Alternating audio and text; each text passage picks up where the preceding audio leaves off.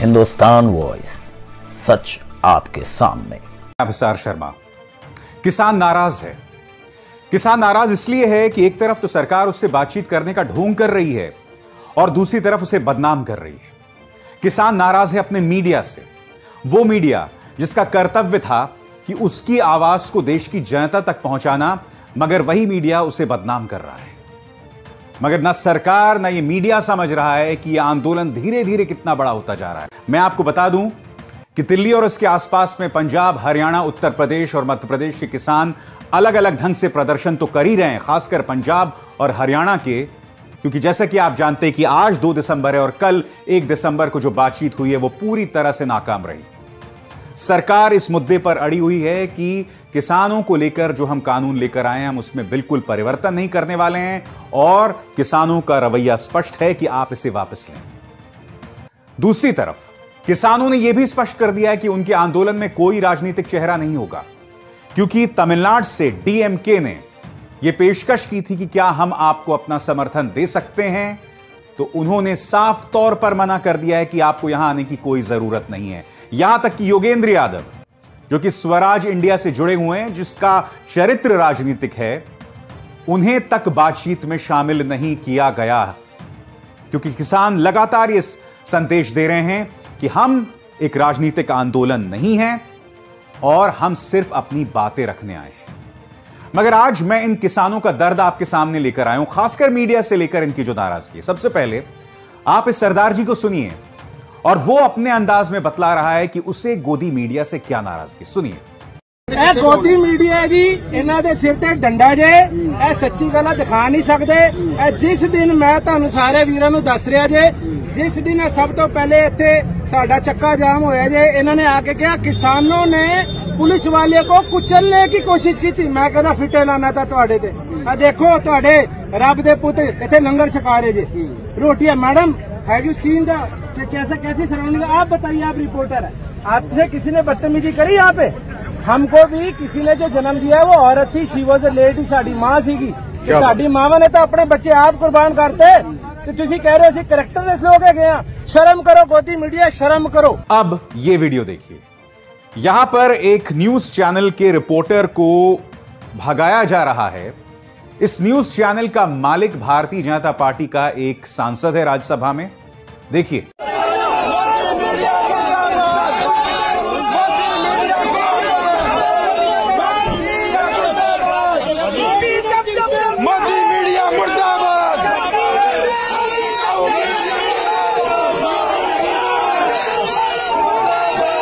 बात यहां नहीं रुकती, मैं आपको बताता हूं कल क्या हुआ। दरअसल एक न्यूज चैनल में, जो शायद सबसे लोकप्रिय चैनल है, उसके एक छुट भैया 1.5 फुटिया दंगाबाज एंकर ने यह कहा था कि किसानों का आंदोलन दरअसल शाहीन बाग पार्ट 2 है। तब किसानों ने उस चैनल के रिपोर्टर को घेरा और उससे कहा कि आप इस मुद्दे पर माफी मांगे। उस रिपोर्टर को, उस 1.5 फुटिया दंगेबाज को फोन कॉल करना पड़ा इस मुद्दे को लेकर। अब एक और वीडियो देखिए दोस्तों। यहां पर एक और न्यूज चैनल से कहा जा रहा है आप वापस जाइए। हम पंजाब में 2 महीने से बैठे हैं, आप कहां थे? आज यहां आ गए हैं तो आप करा रहे हैं ऐसे है। गोदी मीडिया मुर्दाबाद, मुर्दाबाद, मुर्दाबाद। यह अपने आप में अप्रत्याशित है, क्योंकि देखिए अन्ना आंदोलन जो है वो सफल इसलिए हुआ था क्योंकि उसे मीडिया का जबरदस्त साथ मिला था। सरकार ने कहीं पर भी उस वक्त मीडिया पर अंकुश नहीं डाला था अन्ना आंदोलन को कवर करने के लिए। सरकार एक के बाद एक गलतियां कर रही थी। यह बात अलग है कि अन्ना जी का जो भ्रष्टाचार आंदोलन है वो शर्तों पर आधारित है। पिछले 6 साल से गायब हैं, किसी ने उनको नहीं देखा। उनके आंदोलन से जुड़े जितने लोग हैं सब मलाई खाकर बैठे हुए हैं। अरविंद केजरीवाल, किरण बेदी, जनरल वीके सिंह, तमाम लोग जो हैं आज की तारीख में किसी न किसी अच्छे पद पर हैं। मगर जो मुद्दे उठाए गए थे, लोकपाल बिल कहां गया किसी को नहीं पता। आज किसान ये मुद्दे उठा रहा है, मगर उसकी सबसे बड़ी चुनौती है कि मीडिया उसे बदनाम करने में लगा है। एक बहुत ही मजबूत प्रचार तंत्र उसे बदनाम करने में लगा है। मैं आपको एक और चीज दिखाता हूं दोस्तों। आपकी स्क्रीन पर ये कंगना रनावत हैं, फिल्म एक्ट्रेस हैं, बीजेपी की समर्थक।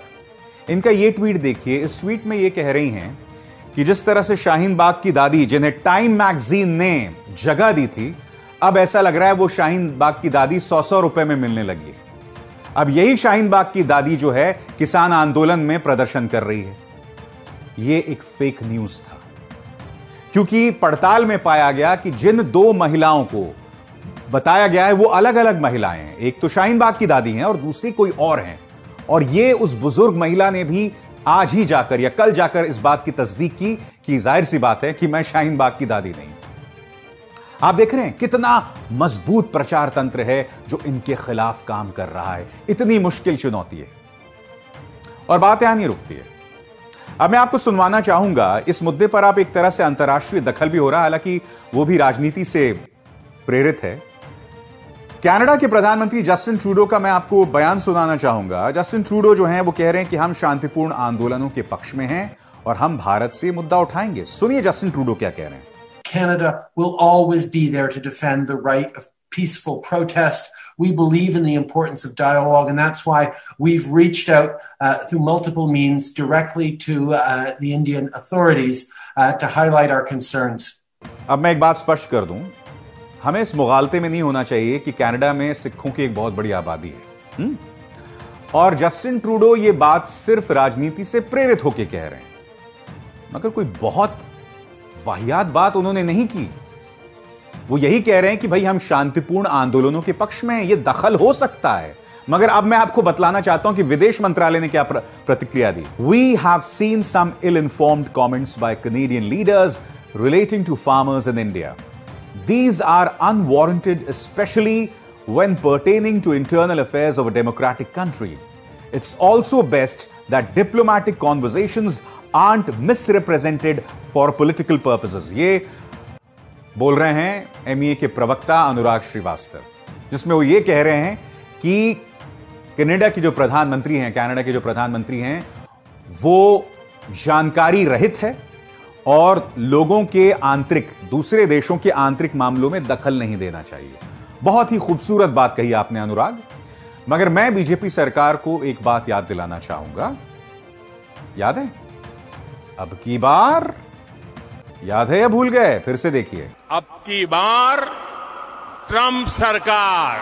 जी हां, आप जो भी कह लें, प्रधानमंत्री ने, यह पहली बार हुआ है आजाद भारत के इतिहास में कि हमारे देश का एक प्रधानमंत्री एक दूसरे देश में जाकर एक रिपब्लिक नॉमिनी, एक प्रेसिडेंशियल नॉमिनी के लिए, उस वक्त वो प्रेसिडेंट थे, अब भी हैं वैसे तो, उनके लिए समर्थन जतलाया इस तरह से। ऐसा कभी नहीं हुआ। और उस वक्त भी आपको याद होगा मैंने कहा था कि कल को अगर डेमोक्रेटिक पार्टी जीत गई, तब क्या होगा बताइए? तब हम कहां अपना मुंह छुपाएंगे? तो हमने कहीं ना कहीं उस लक्ष्मण रेखा को ध्वस्त कर दिया है, समर्थन जतलाकर डोनाल्ड ट्रंप को। और अब जो बाइडेन जीत गए, तो यह बतला रहा है कि हम ये गलती पहले कर चुके हैं, अब दूसरों को मौका मिल गया है, वो हमारे आंतरिक मामलों में दखल देंगे। क्योंकि डोनाल्ड ट्रंप भी लगातार कहते थे, क्या कहते थे? कि कश्मीर बातचीत में मैं दखल देने को तैयार हूं।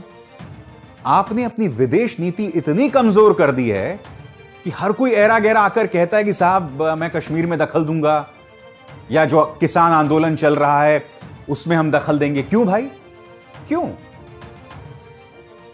तो हमें यह समझना पड़ेगा कि कुछ हद तक गलती हमारी है। हमें उन लक्ष्मण रेखाओं को पार नहीं करना चाहिए और उम्मीद करते हैं कि आगे पार नहीं होगी। और जाहिर सी बात है, राजनीति इसमें बढ़ रही है। राजनीतिक दलों के सामने दुविधा ये, खासकर कांग्रेस जैसे दलों के सामने, उनके पास मौका है। याद है वो विज्ञापन, मौका राजनीतिक मौका है कुछ राजनीतिक रोटियां सेकने का। राहुल गांधी का यह बयान आया है आपके स्क्रीन पर, पढ़ना चाहें आप तो। कहा किसान की आय दुगनी होगी, किया मित्रों की आय हुई चौगुनी और किसानों की होगी आधी। झूठ की लूट की, सूट बूट की सरकार। राहुल गांधी शुरू से किसानों का मुद्दा उठाते रहे हैं और यह मौका आया है, मगर किसानों ने स्पष्ट कर दिया है कि हम किसी भी सूरत में राजनीतिक दखल नहीं चाहते। तो मामला बहुत दिलचस्प है। भारतीय जनता पार्टी सरकार के सामने एक बहुत कठिन चुनौती है कि वो इसे कैसे डील करें। दिक्कत यह है कि प्रधानमंत्री ने अभी से इस मुद्दे पर एक किस्म का अहम बना लिया, एक ईगो इशू बन गया है और उस ईगो इश्यूज के चलते ऐसा लगता है कि यू टर्न लेना फिलहाल मुश्किल दिख रहा है। मगर क्या 3 तारीख को कुछ क्रांतिकारी होगा? हिंदुस्तान वॉइस, सच आपके सामने।